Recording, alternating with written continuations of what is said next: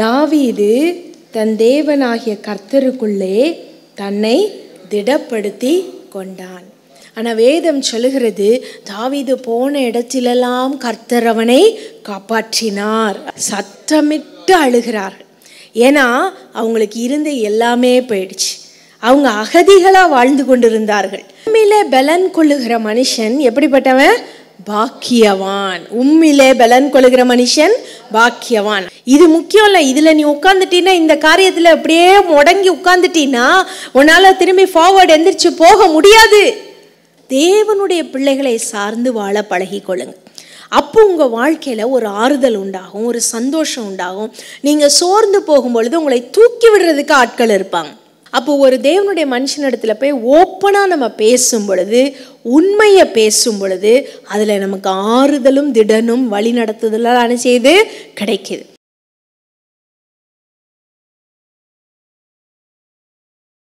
1 Samuel 30:6 அந்த வசனம் என்ன சொல்லுகிறது? தாவீது தன் தேவனாகிய கர்த்தருக்குள்ளே தன்னை திடப்படுத்தி கொண்டான். இந்த வசனத்தை நம்ம தியானிக்கிறதுக்கு முன்னாடி இதில் என்ன நடந்துச்சு இந்த அதிகாரத்தில் அப்படின்னு சொல்கிற ஒரு சில காரியங்களை நான் உங்கள்கிட்ட சொல்ல விரும்புகிறேன். இந்த தாவீது தேவனால் அபிஷேகம் பண்ணப்பட்டவன்.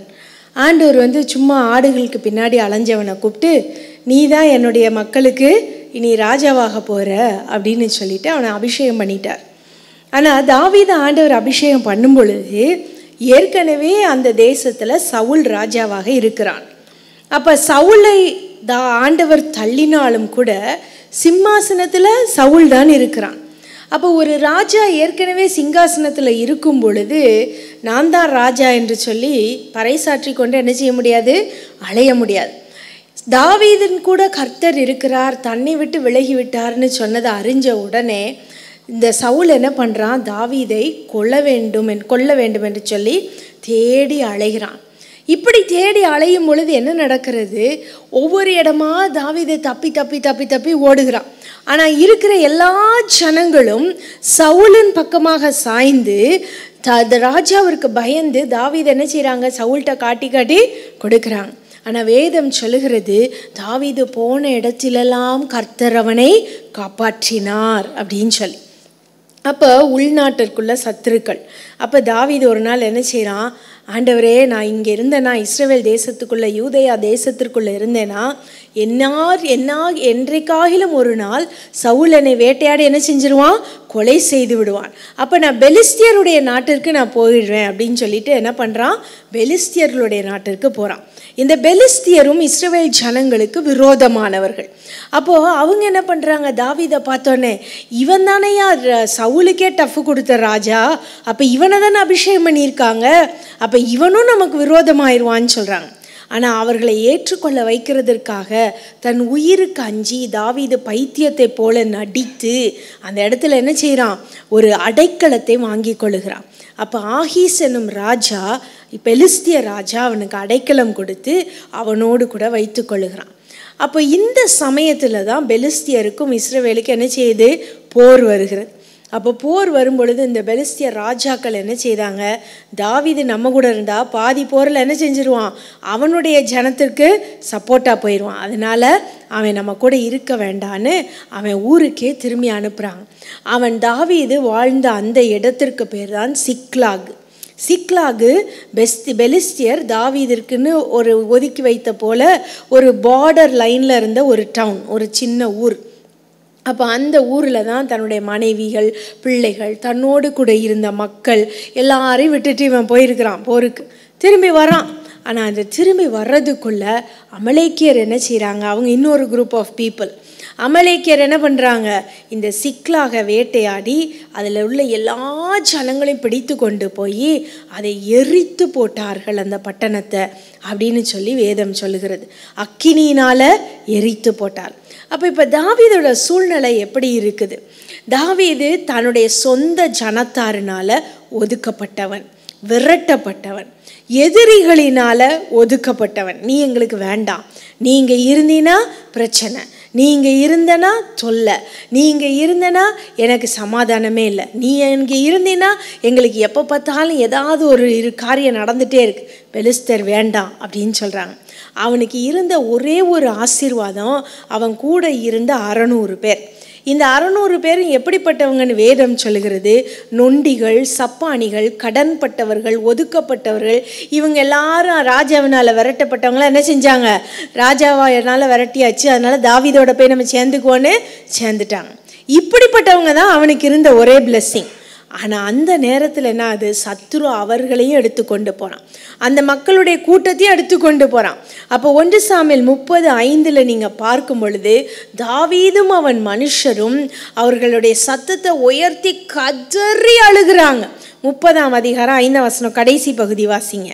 தாவீதின் 2 மனைவிகளாகிய இஸ்ரவேல் ஊராளான அகினோவாவும் கர்மேல் ஊராளான நாபாலின் மனைவியாயிருந்த அபிகாயிலும் சிறைபிடித்து கொண்டு போகப்பட்டார்கள். 4. அப்பொழுது தாவீதும் அவனோடு இருந்த ஜனங்களும் அழுகிறதற்கு தங்களில் பலன் இல்லாமல் போகுமட்டும் சத்தமிட்டு அழுதார்கள். தங்களில் பலன் இல்லாமல் போகுமட்டும் என்ன செய்றாங்க? சத்தமிட்டு அழுகிறார்கள். ஏன்னா அவங்களுக்கு இருந்த எல்லாமே போயிடுச்சு. அவங்க அகதிகளாக வாழ்ந்து கொண்டிருந்தார்கள். ஆனால் இந்த அகதிகளுடைய எல்லாவற்றையும் சத்துரு என்ன செஞ்சிட்டான்? எடுத்துக்கொண்டு போயிட்டான். இப்படிப்பட்ட சூழ்நிலையில தான் 6ஆம் வசனம் சொல்லுது, தாவீது தன் தேவனாகிய கர்த்தருக்குள்ளே தன்னை திடப்படுத்தி கொண்டான். எல்லாத்தையும் இழந்த பொழுது இந்த தாவீதோடு கூட இருந்த மனுஷர் என்ன சொல்றாங்க? உன்னை கல்லெறிஞ்சு கொன்னுடலாம் அப்படிங்கிறாங்க. அவனோடு கூட இருந்த மனுஷரும் என்ன செய்கிறாங்க? பரவாயில்ல, தாவீதை கொன்னுவிட்டு நம்ம என்ன செஞ்சிடலாம், சவுல் ராஜாட்டே போயிடலான்னு யோசிக்கிறான். அப்போ தாவீது தனித்து விடப்படுகிறான். இந்த சூழ்நிலை எல்லாருக்கும் வரும். என்றைக்காவது உலகத்தில் இல்லை நான் தனிமையாக இருந்ததே இல்லைன்னு ஒருத்தரால் என்ன செய்ய முடியாது? சொல்லவே முடியாது. இப்படிப்பட்ட சூழ்நிலையிலையும் தாவீது என்ன செய்கிறான்? தன் தேவனாகிய கர்த்தருக்குள் தன்னை திடப்படுத்தி கொள்ளுகிறான். உலகத்தில் எந்த விதத்திலும் உதவி கிடையாது, குடும்பத்தினால் உதவி கிடையாது, சொந்த பந்தங்களினால் உதவி கிடையாது, சத்துருக்களிடத்திலிருந்து போராட்டம், சுற்றிலும் இருக்கிற துணையாக இருக்கிறவர்கள் எல்லாருமே எதிரிகளாக இருக்கும் பொழுது தனக்கு இருந்த எல்லாவற்றையும் இழந்த சூழ்நிலையில் தாவீதுக்கு வேற வழியே தெரியல, ஆண்டவர் மாத்திரம்தான் வழியாக இருந்தார். அப்போது தன் தேவனாகிய கர்த்தருக்குள் தன்னை திடப்படுத்தி கொண்டான்னு சொல்லும் பொழுது நம்ம என்ன நினைப்போம்? ஒரு வேளை அவன் ஏதோ பெரிய மந்திரம் சொல்லிட்டானோ அதனால தான் அவனுக்கு பலன் கிடச்சிடுச்சு அப்படிலாம் நம்ம நினைப்போம். இல்லை, ஆண்டவராகிய கர்த்தருக்குள்ளே திடப்படணும்னா ஆண்டவரோடு கூட ஒரு அந்யோன்யமான உறவு வேண்டும். நீங்கள் நல்லா பார்த்தீங்கன்னா பைபிள் முழுக்க நீங்கள் பார்த்தீங்கன்னா ஏசப்பா தங்கிட்ட வந்த யாரையுமே நீ போ எனக்கு வேண்டாம் அப்படின்னு சொன்னதா சரித்திரமே கிடையாது. நம்ம எப்பொழுதுமே ஒரு கடவுளை என்ன நினைக்கிறோம் அப்படின்னா, கடவுள் தூரத்திலிருந்து நம்ம தப்பு பண்ணும் பொழுதெல்லாம் பனிஷ்மெண்ட் கொடுக்குற கடவுள் அப்படின்னு மாத்திரம்தான் நம்ம நினைக்கிறோம். தண்டனை கொடுக்குற கடவுள் அப்படின்னு தான் நம்ம நினைக்கிறோம். ஆனால் நம்முடைய வேதம் என்ன சொல்லுகிறது? தேவன் அன்பாகவே இருக்கிறார். அப்போ நம்ம ஆண்டவர் அன்புள்ளவராக பார்த்து அந்த அன்பை தேடி நம்ம போகும் பொழுது நம்ம எப்பேற்பட்ட பாவியாக இருந்தாலும், நம்ம எப்பேற்பட்ட பிரச்சனைக்குள்ளே இருந்தாலும், நம்மளை யாருமே கண்டுகிடாமல் ஒதுக்கி வைத்திருந்தாலும் கூட அவர் நம்மை புறக்கணிக்கவே மாட்டார். அவரிடத்துல ஜாதி, ஜனம், பந்து அல்லது உயர்வு, தாழ்வு, படித்தவன், படிக்காதவன் அப்படிங்கிற வித்தியாசமே கிடையாது. அது எல்லா வித்தியாசங்களும் மனுஷரால் உண்டாக்கப்பட்ட வித்தியாசங்கள். தேவனிடத்துல வித்தியாசமே கிடையாது. அப்போது இந்த தாவீதுடைய நிலைமையை பாருங்கள். அவன் ஒதுக்கப்பட்டவன், அவர் ஒரு ஃபியூஜிட்டிவ்னு சொல்லணும்னா ஒரு குற்றவாளி, ஒரு தள்ளப்பட்ட தேசத்திலிருந்து தள்ளப்பட்ட நாடோடியாய் திரிகிற ஒரு அகதி, வாண்டட் கிரிமினல் என்று சொல்லுவார்கள். தப்பித்து போன ஒரு அகதி போல தப்பித்து போன ஒரு தண்டனைக்குட்பட வேண்டிய ஒரு மனிதன், ராஜாவினால கொலை செய்யப்பட வேண்டிய ஒரு மனிதன். இதுதான் தாவீதுடைய சூழ்நிலை. ஆனால் அந்த தாவீதுக்கு ஒரே ஒரு அடைக்கலமாக இருந்தது ஆண்டவராகிய கர்த்தர் மாத்திரமே. தன் தேவனாகிய கர்த்தருக்குள் தன்னை திடப்படுத்தி கொண்டான் என்று வேதம் சொல்லுகிறது. இன்றைக்கி நம்ம என்ன பார்க்க போகிறோன்னா, ஆண்டவர் நம்ம கூட இருக்கும் பொழுது நம்ம எப்படி ஆண்டவருக்குள்ளே நம்மை திடப்படுத்தி கொள்ள முடியும். பிரச்சனைகள் வரும், போராட்டங்கள் வரும். ஒரு நாள் பிரச்சனை இல்லாமல் போயிடுச்சுனாலே அது ஒரு பெரிய அற்புதம். அது ஒரு பெரிய அற்புதம். காலையில் எழும்பும் பொழுதே நினைப்பேன், அப்பாடா இன்னைக்கு நிம்மதியாக இருக்குது, இன்னைக்கு சரியாக இருக்குது, இதெல்லாம் நம்ம செஞ்சிடலாம், இப்படிலாம் பிளான் பண்ணியிருக்கோம், இந்த காரியத்தையெல்லாம் நம்ம செஞ்சிடலாம் அப்படின்னு சொல்லி நம்ம நினைப்போம். ஆனால் அதுக்கு உள்ள ஒரு வித்தின் ஒரு 5 to 10 மினிட்ஸுக்குள்ளே ஒரு பெரிய ஒரு பிரச்சனை காத்திருக்கும், ஒரு பெரிய போராட்டம் காத்திருக்கும். எங்கேருந்து வருது, ஏன் வருது, யாரு கொண்டு வரா, அதெல்லாம் நம்மளால சொல்லவே முடியாது. அதுதான் உலகம், அதுதான் நம்முடைய வாழ்க்கை. ஆனால் அப்படிப்பட்ட சூழ்நிலைகளில் தாவீதை போல ஆண்டவருக்குள்ள நம்மை திடப்படுத்தி கொள்ள நாம் கற்றுக்கொள்ள வேண்டும். முதலாவது இங்கே தாவீது என்ன பண்ணுகிறான், 6ஆம் வசனத்துக்கு அப்புறம் 7-8 வசனங்களை நீங்கள் வாசிக்கும் பொழுது அங்கே தாவீது அபியத்தாரை நோக்கி ஏபோத்தை கொண்டு வான்னு சொல்கிறான். இந்த ஏபோத்துனா அந்த காலத்தில் ஆண்டவருடைய பிரசன்னத்தை குறித்ததான ஒரு சிக்னிஃபிகண்ட் ஒரு பொருள். இப்போ ஒரு ஆல்டர் மாதிரின்னு வச்சுக்கோங்களேன், ஒரு உடன்படிக்கை பெட்டியை போல. இந்த ஏபோத்தை எதுக்கு கொண்டு வருவாங்க, எதுக்கு செய்வாங்கன்னா, அந்த ஏபோத்தை கொண்டு ஆண்டவரிடத்தில் கேட்பார்கள், ஆண்டவரே இதை நான் செய்யட்டா, செய்யலாமா அப்படின்னு சொல்லி ஆண்டவரிடத்துல கேட்பார்கள். அந்த காலத்தில் மோசேயின் காலத்தில் வழங்கின ஒரு வழக்கம் இது, ஆண்டவர் சொல்லி கொடுத்த ஒரு வழக்கம். அப்போ நீங்கள் நல்லா பார்க்கும் பொழுது தாவீது விரட்டப்பட்டவனாய் ஓடிக்கொண்டிருக்கிறவனாய் வனாந்திரங்களிலும் காடுகளிலும் இருந்தாலும் கூட இந்த ஆண்டவருடைய பிரசன்னத்தை கொண்டுவதற்கு, ஆண்டவரிடத்தில் கேட்பதற்கு ஆசாரியனையும் ஏபோத்தையும் கூடவே வச்சிருக்கான். ஆசாரியனையும் ஏபோத்தையும் என்ன செய்யறான், கூடவே வச்சிருக்கிறான். அவன் அதை மறந்து போகலை, நானே காட்டுக்குள்ளே இருக்கிறேன், இதில் ஆண்டவர்கிட்ட என்னையா போய் கேட்க அப்படின்னு அவன் நினைக்கவே இல்லை. அந்த ஒரு சின்ன விஷயத்தில் கூட ஆண்டவர்கிட்ட கேட்குறான். என்ன கேட்குறான், ஆண்டவரே நான் இந்த பெலிஸ்தியரை பின்தொடர்ந்த அமலேக்கியரை பின்தொடர்ந்து போகலாமா வேண்டாமா, எனக்கு வெற்றி கிடைக்குமா இல்லையா? நீங்கள் தாவீதோடைய சரித்திரத்தை முழுமையாக வாசிங்கன்னா எல்லா நேரத்திலும் தாவீது ஆண்டவர்கிட்ட கன்சல்ட் பண்ணுறதை நம்ம பார்க்க முடியும். அப்போ கன்சல்ட் பண்ணி செய்கிறதுனால தேவன் அவனுக்கு வெற்றியை கொடுத்தார். இதில் ஒத்தையா ரெட்டையா போடுறது இல்லை, அல்லது ஒரு ஜோசியக்காரன்ட்ட போய் கேட்கறது போல இல்லை. இது ஆண்டவரோட ஒரு உறவு. ஆண்டவரே, இப்போ நம்ம கூட ஒரு ஃப்ரெண்டு இருக்காங்கன்னு வச்சுக்கோங்களேன், ஒரு சின்ன விஷயம்னாலும் அந்த ஃப்ரெண்டு கிட்ட சொல்லி நீங்கள் பழக்கப்பட்டிருந்தீங்கன்னா உங்களால் ஒரு சின்ன விஷயத்தை கூட சொல்லாமல் என்ன செய்ய முடியாது, செய்ய முடியாது. தேடுவோம், எப்பயாவது அந்த ஃப்ரெண்டுகிட்ட சொல்லலாமா, இது எப்படியாவது சொல்லிடலாமா. ஃப்ரெண்டு இருக்கலாம், கணவனாக இருக்கலாம், மனைவியாக இருக்கலாம், தாய் தகப்பனாக இருக்கலாம், பிள்ளைகளாக இருக்கலாம், ஏதாவது ஒரு விதத்தில் இதை நம்ம சொல்லிடணும் அப்படின்னு நினைப்போம். அதே போல தான் தாவீது என்ன செய்கிறான், எது நடந்தாலும் இங்கே எல்லாமே இழந்துட்டான், ஆனால் அந்த சமயத்தில் கூட ஆண்டவர்கிட்ட சொல்லிடுவான், ஆண்டவர்கிட்ட கேட்டுருவோம் அப்படின்னு கேட்குறான். ஆண்டவர் போ அப்படின்னு சொன்னதுக்கு அப்புறம் தான் அங்கே அவன் பின்தொடர்ந்து போகிறத நம்ம பார்க்குறோம். அப்போ இது என்னத்தை குறிக்கிறது, முதலாவது தாவீது தன்னை திடப்படுத்த ஆண்டவரை தேடுறான், ஆண்டவருடைய பிரசன்னத்தை தேடுறான், ஒவ்வொரு சமயமும் ஜெபிக்கிறான், ஒவ்வொரு சமயத்திலையும் ஜெபிக்கிறான். நீங்கள் ஃபுல் 1 சாமுவேல் 2 சாமுவேல் சங்கீதம் எல்லாத்தையும் நீங்கள் வாசிங்கன்னா அவனுக்கு பெரிய ஒரு பரிசே ஆண்டவருடைய சமூகம் தான், ஆண்டவருடைய பிரசன்னம் தான். சங்கீதம் 16:11 நம்ம பார்க்கிறோம், ஜீவ மார்க்கத்தை எனக்கு தெரியப்படுத்துவீர், உம்முடைய சமூகத்தில் பரிபூர்ண ஆனந்தமும், உம்முடைய சமூகத்தில் பரிபூரண ஆனந்தமும், உம்முடைய வலது பாரிசத்தில் நித்திய பேரின்பமும் உண்டு. வலது பாரிசத்தில் நித்திய பேரின்பம் உண்டு. உம்முடைய சமூகத்தில் பரிபூரண ஆனந்தம் அப்படின்னு சொல்லும் பொழுது, நித்திய பேரின்பம் சொல்லும் பொழுது, உலகத்தில் அநேகரால் உங்களுக்கு சந்தோஷம் கிடைக்கும், உலகத்தில் சிலர் இல்லாமல் உங்களால் வாழ முடியாது, உலகத்தில் சிலரால் உங்களுக்கு ஆறுதல் கிடைக்கும், உலகத்தில் சிலரால் உங்களுக்கு சந்தோஷம் கிடைக்கும். ஆனாலும் அந்த சந்தோஷம் குறிப்பிட்ட நாளுக்கு தான், குறிப்பிட்ட வருஷங்களுக்கு தான், குறிப்பிட்ட சூழ்நிலைகளுக்கு தான். ஒரு சூழ்நிலை மாறும் பொழுது, ஒரு கஷ்டம் வரும் பொழுது நிச்சயமாய் அந்த மக்களுக்கும் உங்களுக்குமே என்ன செய்யும், ஒரு போராட்டம் இருக்கும். ஏதாவது என் ஃப்ரெண்டு கிட்ட நான் சண்டை போட்டதே இல்லை அப்படின்னு ஒரு மனுஷனை சொல்லவே முடியாது. சண்டைகள் வரும், பிரச்சனைகள் வரும், போராட்டம் வரும், எல்லாம் வரதான் செய்யும், எல்லா உறவுகளிலும் உண்டான ஒரு காரியம். ஆனால் ஆண்டவருடைய சமூகத்துக்கு போகும் பொழுதோ அங்கே எப்பொழுதும் சந்தோஷம், எப்பொழுதும் பேரின்பம், எப்பொழுதும் நித்தியமாய் அந்த சந்தோஷத்திற்கு முடிவே இருக்காது. அந்த சந்தோஷத்தில் ஆண்டவர் ஒரு இக்கனாவை வைக்கவே மாட்டார். எப்படி ஆனாலும் நான் ஆண்டவருக்கு சமூகத்துக்கு போனேன், சந்தோஷமாக தான் இருந்துச்சு, ஆனாலும் அப்படின்னு சொல்லுவேன்.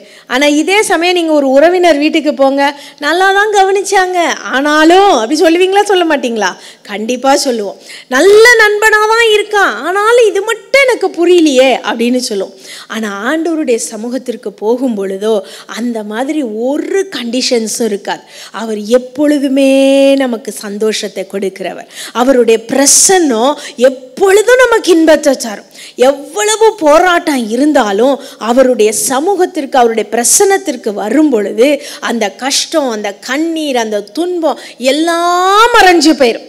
அதனால தான் தாவீது சொல்கிறான், சங்கீதம் 84 நீங்கள் எடுத்துக்கிட்டிங்கன்னா, சங்கீதம் 84 4ஆம் வசனத்திலேருந்து 7ஆம் வசனம் வரைக்கும் நம்ம வாசிக்கும் பொழுது அங்கே தாவீது அழகா சொல்லுகிறான். வாசிமா. உம்முடைய வீட்டில் வாசமாய் இருக்கிறவர்கள் பாக்கியவான்கள், அவர்கள் எப்பொழுதும் உம்மை துதித்து கொண்டிருப்பார்கள். உம்மிலே பலன் கொள்ளுகிற மனுஷனும் தங்கள் இருதயங்களில் செவ்வையான வழிகளை கொண்டிருக்கிறவர்களும் பாக்கியவான்கள். உம்மிலே பலன் கொள்ளுகிற மனுஷன் எப்படிப்பட்டவன்? பாக்கியவான். உம்மிலே பலன் கொள்ளுகிற மனுஷன் பாக்கியவான். அடுத்து வாசி. அழுகையின் பள்ளத்தாக்கை உருவ நடந்து அதை நீரூற்றாக்கி கொள்ளுகிறார்கள். அழுகையின் பள்ளத்தாக்கை உருவ நடந்து அதை நீரூற்றாக்கி கொள்ளுகிறார். அப்போ இங்கே வசனம் சொல்லலை, தாவீது சொல்லலை உம்மிலே பலன் கொள்றதுனால அழுகையின் பள்ளத்தாக்கு எனக்கு இல்லை அப்படின்னு தாவீது சொல்லலை. நான் உம்மிலே பலன் கொள்ளுகிறதுனால அழுகையின் பள்ளத்தாக்கையும் நான் உருவ நடந்து அதை நீரூற்றாக்கி கொள்ளுகிறேன்னு சொல்றேன். ஹல்லேலூயா. ஆண்டவர் நம்ம கூட இருக்கும் பொழுது ஒரு கண்ணீரின் பள்ளத்தாக்கு இருந்தாலும் கூட அதை உருவ நாம் நடந்து நாம் ஜெயிப்போம். அதை உருவ நடந்து நாம் சந்தோஷத்தை அடைவோம். அதை நீரூற்றாக்கி கொள்கிறோம். நீரூற்றுனா என்ன? நமக்கு ஆசீர்வாதம் தருகிற ஒரு காரியம். அப்போ இந்த கண்ணீரின் பள்ளத்தாக்கு நம்மை கண்ணீரை உண்டாக்குகிற ஒரு காரியம். ஆண்டவருக்குள்ள நம்ம பலன் கொள்ளும்போது அது நமக்கு ஆசீர்வாதத்தை தருகிற காரியமாய் மாறிவிடுகிறது. அதை தான் தாவீது திரும்ப திரும்ப சொல்றான், உம்முடைய பிரசன்னத்தில் எனக்கு சந்தோஷம், உம்முடைய பிரசன்னத்தில் எனக்கு ஆறுதல். நீங்கள் கம்ப்ளீட்டாக திரும்பி திரும்பி படிச்சிங்கன்னா அவன் ஜெபம் பண்ணாமல் ஒரு சின்ன காரியத்தை கூட என்ன செய்யலை. போருக்கு போனால் ஆண்டவரே நீங்கள் வாங்கம்பா, அல்லது தப்பி ஓடி எங்கேயாவது போனால் கூட ஆண்டவரே நீங்கள் வரமாட்டீங்களா அப்படின்னு கேட்குறான். உம்முடைய கூடாரங்களில் தங்கியிருப்பதே நான் வாஞ்சிக்கிறேன்னு சொன்னான்.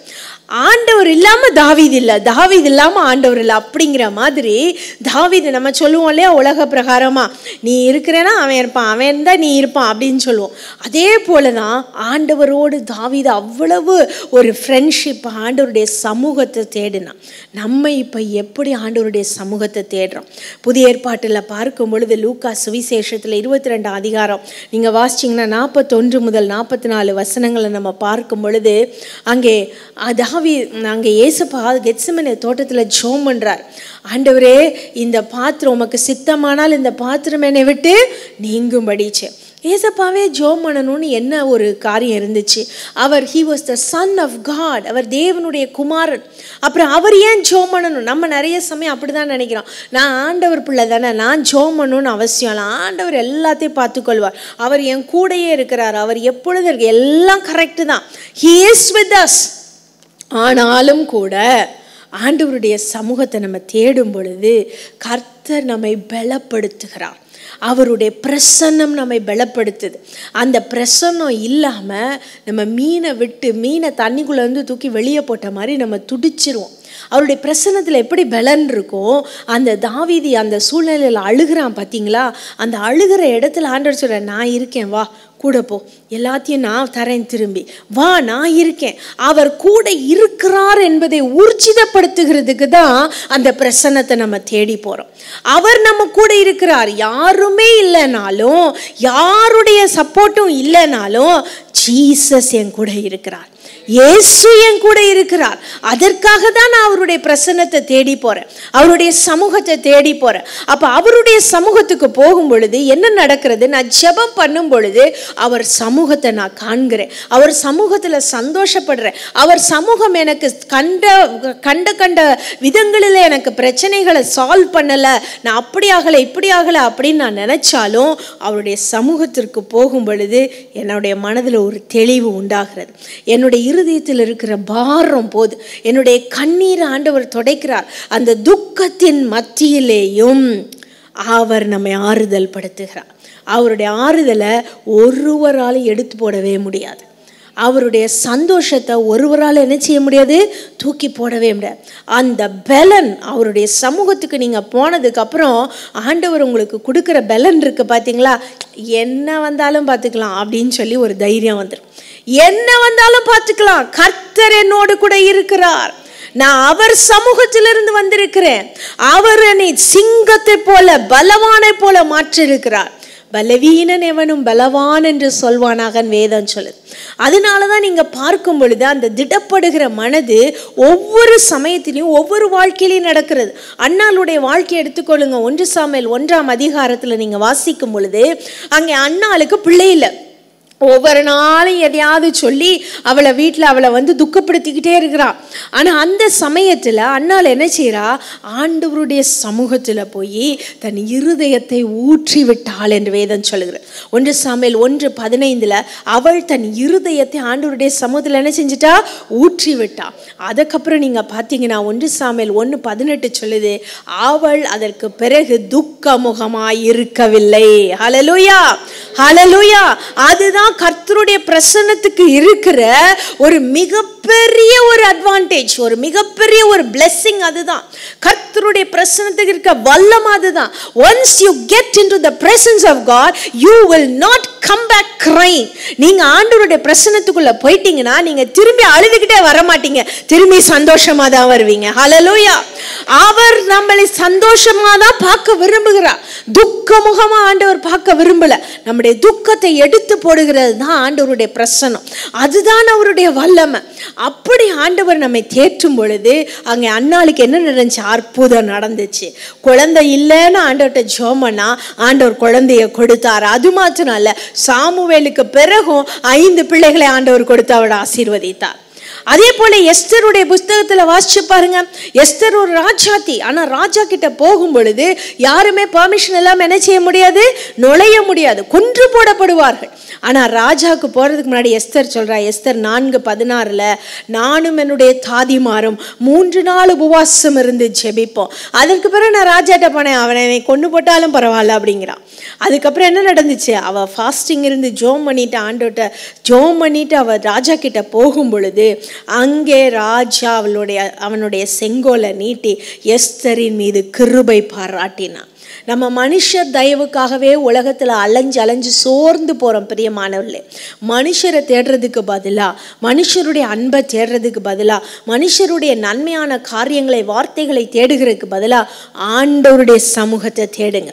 அப்போ ஆட்டோமேட்டிக்காக உங்களுக்கு இருதயத்தில் சந்தோஷமும் மகிழ்ச்சியும் உண்டாகும். அடுத்ததாக கர்த்தர் நம்மை திடப்படுத்துகிறது எப்படின்னா, அவருடைய வார்த்தைகளினாலே அவர் நம்மை திடப்படுத்துவார். அவருடைய வார்த்தை, இந்த பைபிளை படிங்க படிங்க படிங்க படிங்க அப்படின்னு நம்ம சொல்லிகிட்டே இருக்கோம். ஆனால் ஏன் அதை சொல்கிறோம், எதுக்கு சொல்கிறோம் அப்படிங்கிறது ஒரு விளையாட்டு பொருளாக ஒரு ஒரு ஒரு சாதாரண ஒரு காரியமாக அநேகர் நினச்சிருவாங்க. ஆனால் பைபிளில் என்ன சொல்லுது, சங்கீதம் 119 அவருடைய வார்த்தை எப்படியெல்லாம் நம்முடைய வாழ்க்கையை மாற்ற முடியும் அப்படிங்கிற காரியங்கள் அந்த சங்கீதம் ஃபுல்லாக எழுதப்பட்டு இருக்கிறது. அந்த சங்கீதம் ஃபுல்லாக ஒவ்வொரு வசனமாக நீங்கள் வாசிச்சிங்கன்னா கர்த்தருடைய வார்த்தை எப்படி நம்மை மாற்றும். சங்கீதம் 119 25ஆம் வசனம் அங்க வாசிக்கும் போது என் ஆத்துமாவை உயிர்ப்பிக்கிறதுன்னு சொல்றான். சங்கீதம் 119 25 வாசி. என் ஆத்துமா மண்ணோடு ஒட்டி கொண்டிருக்கிறது, உமது வசனத்தின்படி என்னை உயிர்ப்பியும். உம்முடைய வசனத்தின்படி என் ஆத்துமா எங்க இருக்கான், மண்ணோடு ஒட்டிக்கோ. அப்பனா என்ன அர்த்தம், நான் மரணத்துக்கு நேரா போயிட்டு இருக்கேன், இனிமேல் என்னுடைய ஆத்துமாவை ரிவைவ் பண்ணவே முடியாது, இனிமேல் இந்த துக்கத்திலிருந்து என்னை மீளவே முடியாது, ஆனாலும் உம்முடைய வசனத்தின்படி என்னை உயிர்ப்பியும். 28 வாசி. சஞ்சலத்தால் என் ஆத்துமா கரைந்து போகிறது, உமது வசனத்தின்படி என்னை எடுத்து நிறுத்தும். உம்முடைய வசனத்தின்படி என்னை எடுத்து நிறுத்தும் சொல்றான். அடுத்தது 50ஆம் வசனம் வாசி. இதுவே என் சிறுமையில் எனக்கு ஆறுதல். சிறுமையில் எனக்கு ஆறுதல். நான் உங்களை சேலஞ்ச் பண்றேன், நீங்க பைபிளை படிக்க ஆரம்பிக்கும் பொழுது நீங்க வேற ஒண்ணுமே செய்ய வேண்டாம். நீங்கள் எந்த சூழ்நிலையில் இருக்கீங்களோ நீங்கள் பைபிளை திறங்க, அந்த சூழ்நிலைக்கேற்ற வசனத்தை ஆண்டவர் உங்களுக்கு தருவார். அதுதான் ஜீவனுள்ள வசனம். அதை விட என்னன்னா, இது ஒரு புக்கு தானேப்பா, இதை படித்து முடிச்சுட்டா பத்தாதா, ஒரு தடவை படிச்சுட்டா பத்தாதா, 2 தடவை படித்தா பத்தாதா, அப்படி தான் நம்ம நினைக்கிறோம். ஆனால் நீங்கள் எத்தனை தடவை படித்தாலும் இந்த வேதம் உங்களுக்கு புதிதாகவே தான் இருக்கும். எத்தனை தடவை படித்தாலும் இந்த வேதம் உங்களுக்கு புதிதாக தான் இருக்கும். இல்லை இந்த வேதத்தில் இருக்கிறதெல்லாம் பொய் அப்படின்னு ஜனங்க சொல்லலாம். இதெல்லாம் அந்த காலத்தில் நடந்த கதைப்பா, இதெல்லாம் no, it is all history. அதுதான் நான் திரும்பி திரும்பி சொல்லுவேன். இந்த வேதம் ஒன்று தான், the Bible is the most proven book அப்படின்னு சொல்லலாம். Most historically accurate book. நீங்கள் பழைய ஏற்பாட்டில் இருந்து நீங்கள் ஒவ்வொன்றாக எடுத்து நீங்கள் ப்ரூஃப் சர்ச் பண்ணிங்கன்னா இது நடக்கலை அப்படின்னு சொல்லி ஒரு காரியத்தை கூட நீங்கள் சொல்லவே முடியாது. பைபிளில் எழுதப்பட்டிருக்கிற பட்டணங்கள் இன்றும் இருக்கிறது. பைபிளில் சொல்லப்பட்ட ஆட்களை குறித்ததான சரித்திரம் இன்றும் இருக்கிறது. ஆபிரகாம் காலத்தில் இருக்கிற ப்ரூஃப் கூட இன்னும் இருக்குது. நிம்ரோதின் காலத்தில் இருக்கிற ப்ரூஃப் இன்னும் இருக்குது. அப்போ இதை காட்டிலும் நமக்கு என்ன வேற வேணும்? அப்போ ஆண்டவர் என்ன சொல்றாரு? இந்த வானமும் பூமியும் ஒளிந்து போம், என் கட்டளைகள் என்னுடைய வார்த்தைகளில் ஒன்று சின்ன உறுப்பு கூட ஒளிந்து போகாதுன்னு சொல்றார். சின்ன உறுப்புனா ஒரு கமா கூட ஒளிந்து போகாது. அப்போ இந்த பைபிள், இந்த வார்த்தை நமக்கு ஜீவன் உள்ளதாய் இருக்கிறது. என் சிறுமையில் எனக்கு ஆறுதல்னு தாவீது சொல்றான். நீங்கள் ஆறுதலை தேடி ஊரே அலைஞ்சறதை காட்டிலும் பைபிளை எடுத்து, உங்கள் கண்ணீர்னால இந்த பைபிள் நனைஞ்சாலும் பரவாயில்ல, பைபிளை எடுத்து வாசிக்க ஆரம்பிங்க. உங்களுடைய வாழ்க்கை புதிதாகும், உங்களுடைய மனசு ஆறுதல் அடையும், உங்களுடைய ஆத்துமா உயிர்ப்பிக்கப்படும். சங்கீதம் 119, 92, 93 வசனங்களில் உம்முடைய வார்த்தை என் மனமகிழ்ச்சியாக இராதிருந்தால் என் துக்கத்திலே நான் அமிழ்ந்து போயிருப்பேன், நான் மூழ்கி போயிருப்பேன் அப்படின்னு சொல்கிறான் தாவீது. அவனை ஆறுதல் படுத்துறதுக்கு உலகத்தில் ஒருத்தருமே இல்லை. கவலைப்படாதப்பா, நீ ஒரு நாள் அப்படி ஆயிடுவ இப்படி ஆயிடுவ அப்படி சொல்கிறதுக்கு ஆள் கிடையாது. யோனத்தான் மாத்திரம்தான் அப்பப்போ வந்து சொல்லிட்டு போனான், அவனும் எங்கேயோ இருந்தான். ஆனால் தாவீதை உற்சாகப்படுத்துறதற்கு சாமுவேல் தீர்க்கதரிசியும் இல்லை. ஆனாலும் கூட தேவனுடைய வார்த்தை அவன் நம்பி இருந்தபடியினால கர்த்தருடைய வார்த்தை அவனை உயிர்ப்பித்தது.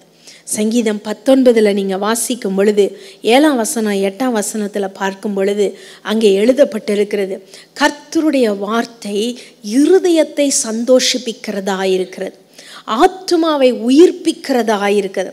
அதனால் இந்த வார்த்தையை மறந்து போயிடாதீங்க. எவ்வளோ வேலை இருந்தாலும் பரவாயில்ல, எவ்வளோ வேலை இருந்தாலும் பரவாயில்ல, எவ்வளவு போராட்டம் இருந்தாலும் பரவாயில்ல, எவ்வளவு பிரச்சனைகள் இருந்தாலும் பரவாயில்ல, இந்த பைபிளை திரும்ப திரும்ப திரும்ப திரும்ப நேசித்து படிங்க. அதில் ஒவ்வொரு வார்த்தையும் ஜீவன். உங்களால் படிக்க முடியலையா? இப்போ எத்தனையோ வசதி வந்துடுச்சு. மொபைல் ஃபோனில், யூடியூப்பில், மொபைல் ஃபோனில் மெமரி கார்டில் போட்டு வச்சுக்கிறாங்க, அல்லது யூடியூப்பில் டவுன்லோட் பண்ணி படிக்கிறாங்க. என்னென்னமோ ஆப்பெல்லாம் வந்துருச்சு பைபிள் வாசிக்கிறதுக்கு. அப்படியெல்லாம் நிறைய காதில் கேட்கறதுக்கே எத்தனையோ வசதிகள் இருக்குது. அப்போ நம்ம எத்தனை நேரம் சும்மா பாட்டு கேட்டுட்ருக்கோம், சும்மா அதை பார்க்குறோம் இதை பார்க்குறோம். அப்போ பைபிள் வாசிக்க முடியலன்னா பைபிளை கேளுங்க. பைபிளை கேட்குறது வந்து வேலை பார்த்துட்டே கேட்டுட்டு இருந்தால் மண்டையில் ஏறாது. அதுக்குன்னு உங்களால் நீங்கள் படுக்கையில் இருந்தீங்கன்னா பைபிளை கேட்கலாம், இல்லை படிக்க தெரியாது அப்படின்னா பைபிளை கேட்கலாம்.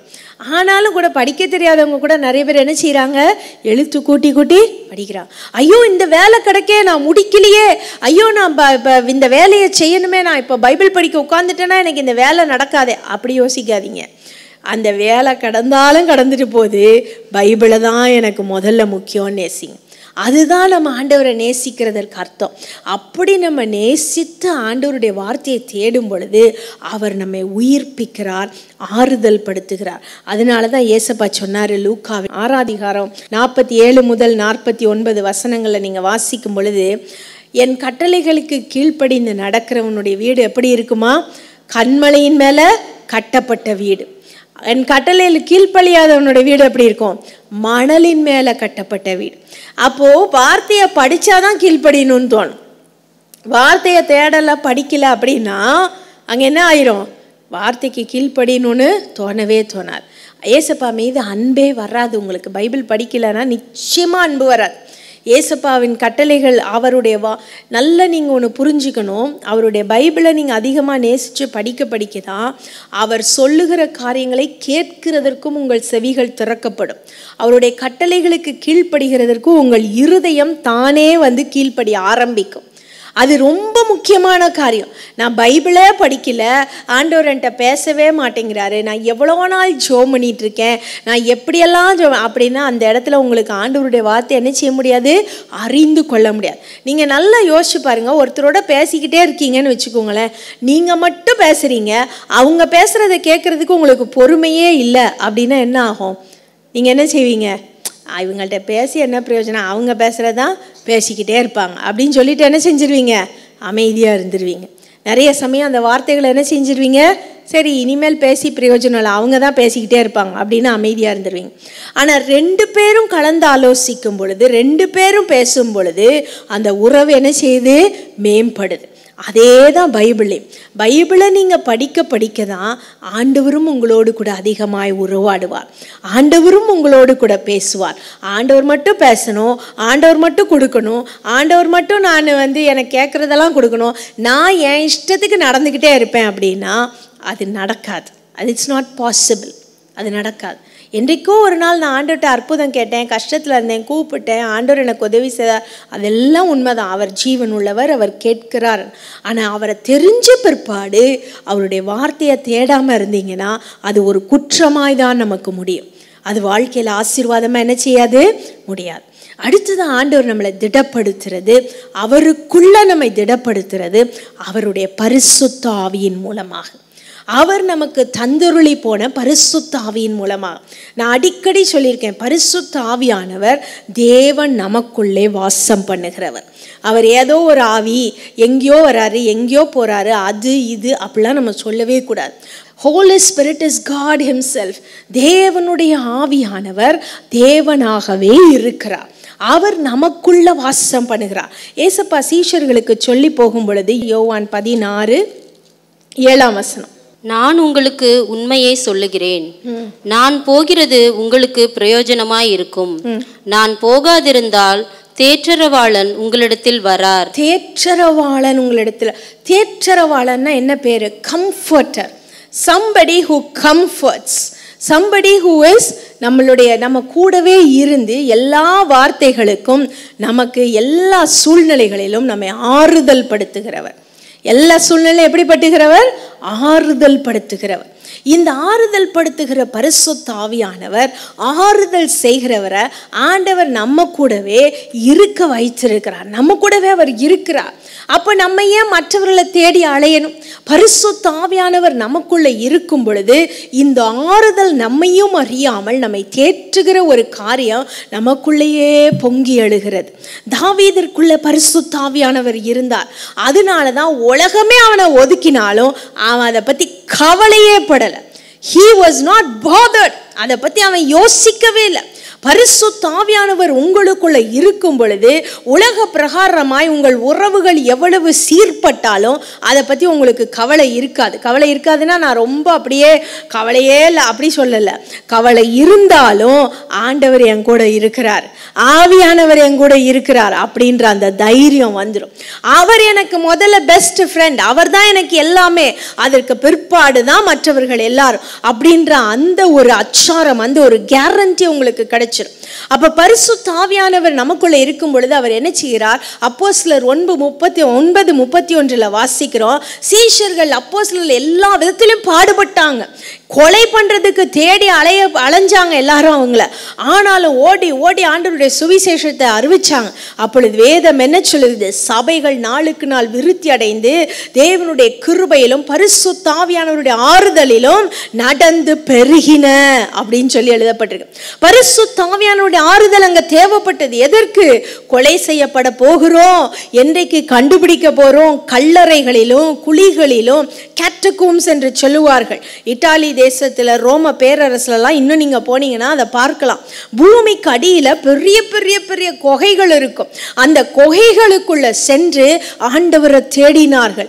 அந்த நேரத்தில் அவர்களை ஆறுதல் படுத்துறதுக்கு அவர்களை பக்கத்தில் வச்சு, ஒன்றும் கவலைப்படாதப்பா, எல்லாம் நல்லாயிரும், ராஜா உங்களை தேட மாட்டாரு, உங்களை கொல்ல மாட்டாங்க, உங்கள் பக்கத்து வீட்டுக்காரன் நல்லவன், அவன் உங்களை காட்டி கொடுக்க மாட்டான், இப்படிலாம் சொல்றதுக்கு அங்கே யாரும் இல்லை.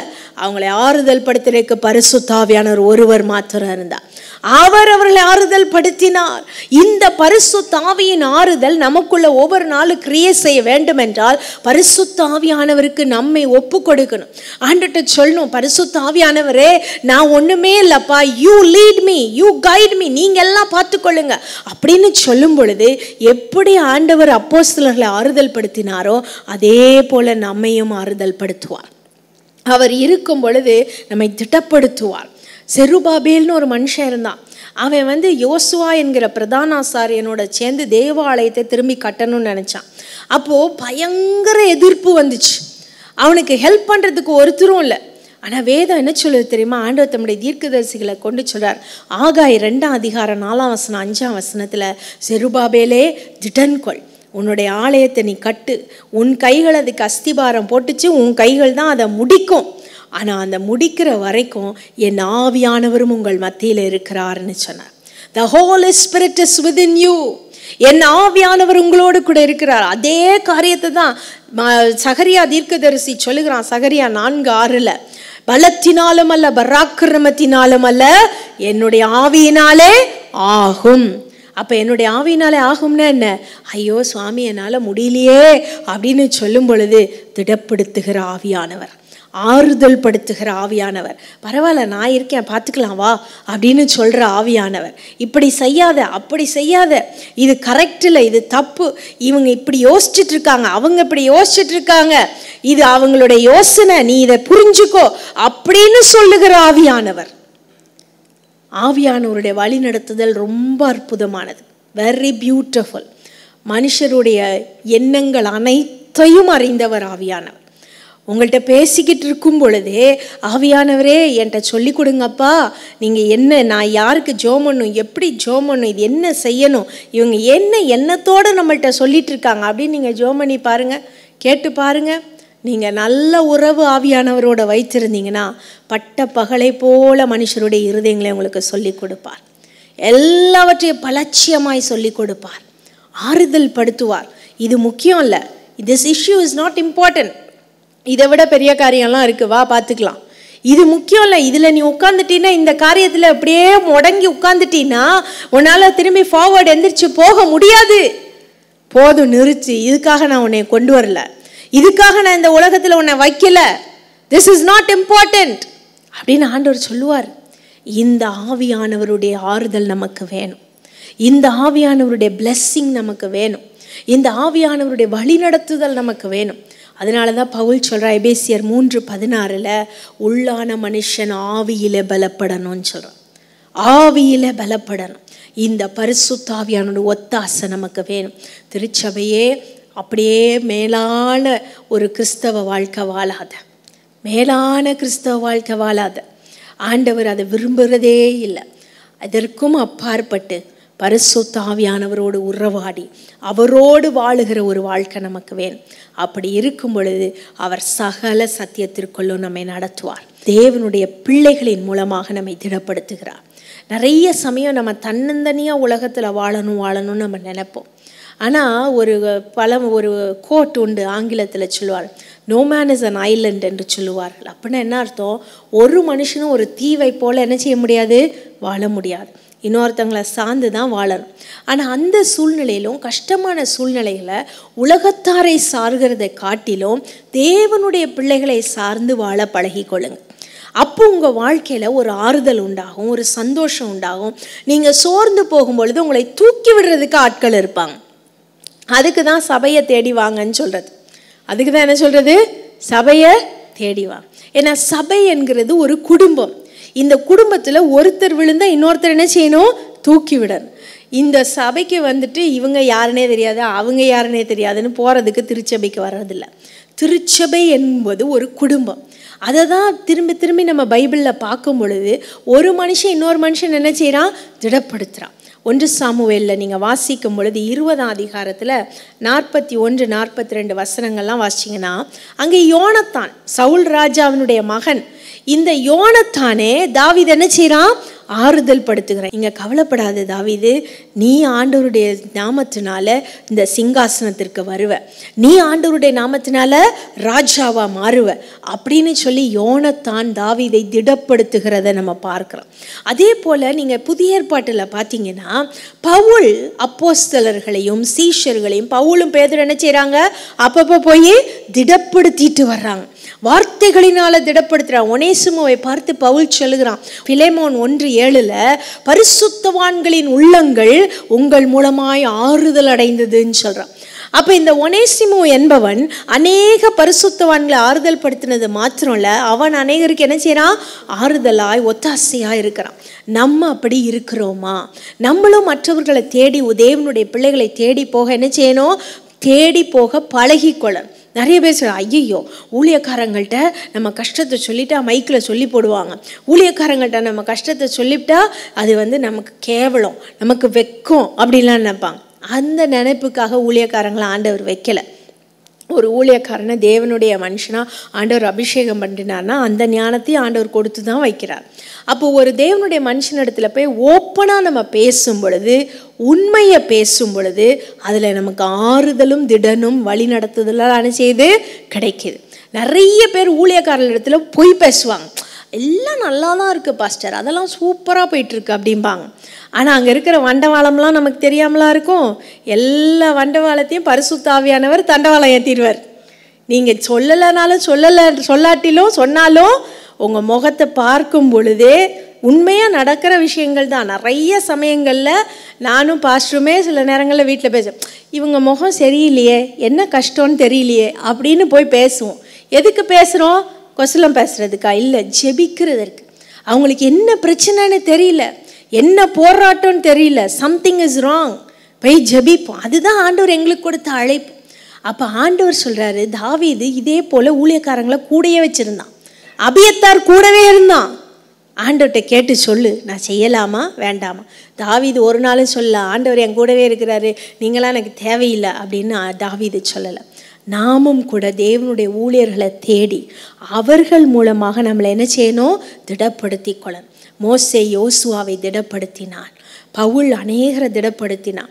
அவன் திடப்படுத்தின மாத்திரம் தீமோத்தேயு, தீகிக்கு இவங்களெல்லாம் அனுப்பி இவங்களெல்லாம் திடப்படுத்திட்டு வா, இந்த சபைகளுக்கெல்லாம் போ, ஆறுதல் படுத்திட்டு வா, சொல்லு, தேவனுடைய வார்த்தையை சொல்லு, ஊக்கத்தை கொடு, என்கரேஜ் them in Christ அப்படின்னு சொல்லிட்டு வந்தான்.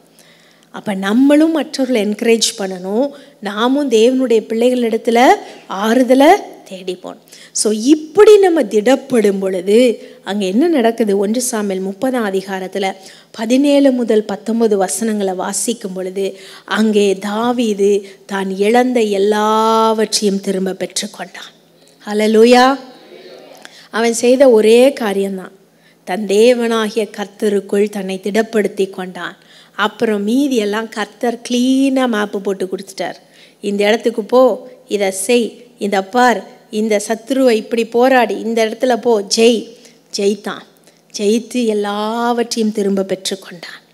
ஸோ நீங்கள் ஆண்டவருக்குள்ளே உங்களை திடப்படுத்தும் பொழுது நீங்கள் ஆறுதல் அடைகிறது மாத்திரம் இல்லை, நீங்கள் இழந்து போனது எல்லாவற்றையும் கர்த்தர் திரும்ப கொடுப்பார். இழந்து போன எல்லா ஆசீர்வாதங்களையும் கொடுப்பார். இழந்து போன காலங்களை திரும்பி கொடுப்பார். ஐயோ இத்தனை வருஷம் எனக்கு லூஸ் ஆயிடுச்சே, இத்தனை வருஷம் நான் இழந்துட்டேனே அப்படின்னு நினைக்காதீங்க. அத்தனை வருஷம் மோசே 40 வருஷம் வனாந்திரத்தில் இருந்தான் மோசே. ஆனால் அந்த 40 வருஷம் முடிஞ்சு பார்வோனிடத்துல போய் நிற்கும் பொழுது தேசமே அவனுக்கு பயந்தது. அந்த வல்லமை தாவீதுக்கு உண்டான வல்லமை, மோசேக்கு கொடுக்கப்பட்ட வல்லமை, பரிசுத்த ஆவியானவரின் வல்லமை நம் மூலமாக கிரியேட் செய்யணும்னா நாமும் தேவனுக்குள்ளே நம்மை திடப்படுத்தி கொள்ளணும். நம்ம ஜெபிப்போமா? எல்லாரும் சேர்ந்து கண்களை மூடி ஆண்டவருடைய சமூகத்துக்கு நம்ம போவோம். ஆண்டவரே, இன்றைக்கு நான் உம்முடைய சமூகத்தில் வந்திருக்கேன்ப்பா. நீங்கள் ஒருத்தங்க தான் எங்களை ஆறுதல் படுத்த முடியும், நீங்கள் ஒருத்தங்க தான் என்னை திடப்படுத்த முடியும். Only you can do it. இந்த தேவனே உமது திருச்சமூகம், அதில் ஒரே ஒரு ஸ்டான்ஸாவை நம்ம பாட போகிறோம். கண்ணீரின் பள்ளம் நடக்கையிலே கண்ணீரை நீரூற்றாய் மாற்றுகிறவன். எல்லாருக்கும் தெரிந்த ஒரு பல்லவிதான். தேவனே உமது திருச்சமூகம், உந்தன் திருச்சமூகம் என் முன்னே என்றும் செல்லட்டுமே. ஆறுதல் எந்தன் வாழ்வினிலே அன்பரே உந்தன் சமூகமே, அன்பரே உந்தன் சமூகமே. தேவனே உம்முடைய சமூகம் மாத்திரம்தான்ப்பா எனக்கு ஆறுதல். கண்ணீரின் பள்ளம் நடக்கையிலே, கண்ணீரின் படுக்கையை, கண்ணீரினால என் படுக்கை நனையும் போது அப்பா என் கண்ணீரை மாற்றுங்கன்னு சொல்லுங்க. அவருடைய சமூகத்திற்கு வந்து ஆறுதல் அடையாம ஒருவரும் போறதில்ல. Nobody goes away.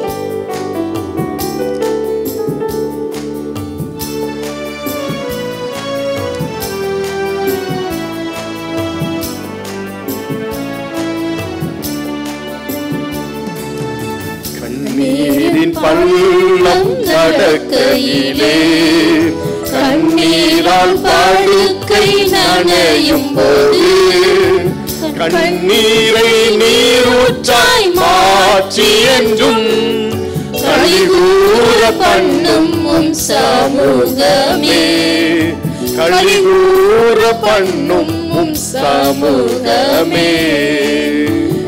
தேவனே உந்தன் திருச்சமூகம் என் முன்னே என்றும் செல்லட்டுமே.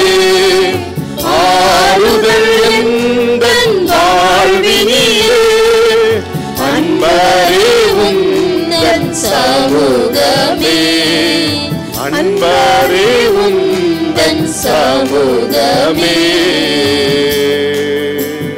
ஏசப்பா உம்முடைய சமூகம் தான்ப்பா எனக்கு ஆறுதல். இன்னைக்கு என்ன பிரச்சனை, என்ன கஷ்டத்தோடு இன்னைக்கு வந்திருக்கலாம். நீங்கள் ஆண்டவர்கிட்ட சொல்லுங்க, ஆண்டவரே நீங்கள் தான் எனக்கு ஆறுதல்.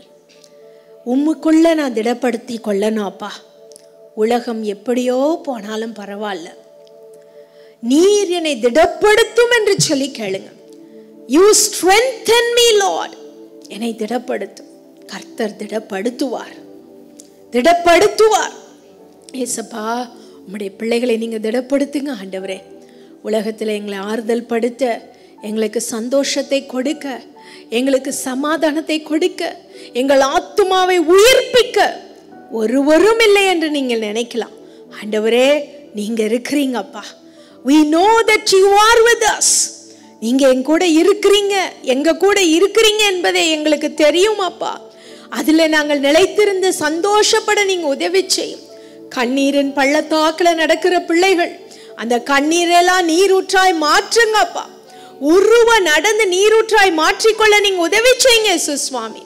உம்முடைய கிருபை அவர்களை தாங்கி நடத்தட்டும். உம்முடைய கிருபை தாங்கட்டும். உம்முடைய வார்த்தையினால் ஆறுதல் படுத்தும். பரிசுத்தாவியின் வல்லமையினால நீங்க ஆறுதல் படுத்தும். கிருபையாய் நடத்தித்தார். இயேசுவின் நாமத்தில் ஜெபிக்கிறோம் நல்ல பிதாவே, ஆமென்.